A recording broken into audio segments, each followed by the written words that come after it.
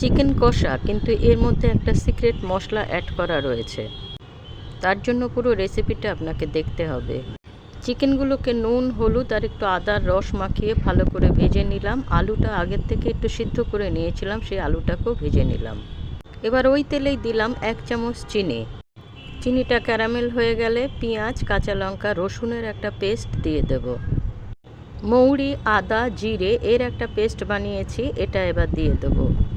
এই মৌরিটাই হচ্ছে সিক্রেট মশলা। 2টো tomato paste বানিয়ে নিয়েছি, সেটা দিয়ে দেব। দিলাম পরিমাণ মতো নুন। এবার দেব হলুদ, কাশ্মীরি রেড চিলি পাউডার, ধনের গুঁড়ো, গরম মশলা। ব্যাস, আগেই তো জিরে টিরে দিয়ে দিয়েছিলাম, আর কিছুর প্রয়োজন নেই।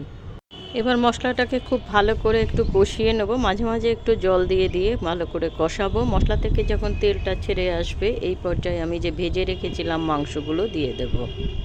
এবার 5-7 মিনিট খুব ভালো করে নাড়াচাড়া করে দিয়ে দেবো জল। যে যেরকম গ্রেভি রাখতে চান সেইভাবে জল দিয়ে দেবেন। আমি ভাতের সঙ্গে খাবো বলে একটু জলটা বেশি দিয়েছি। স্লো ফায়ার করে আধ ঘন্টা রেখে দিয়েছিলাম। এর মাঝেই আমি আলুগুলো দিয়ে দিয়েছিলাম।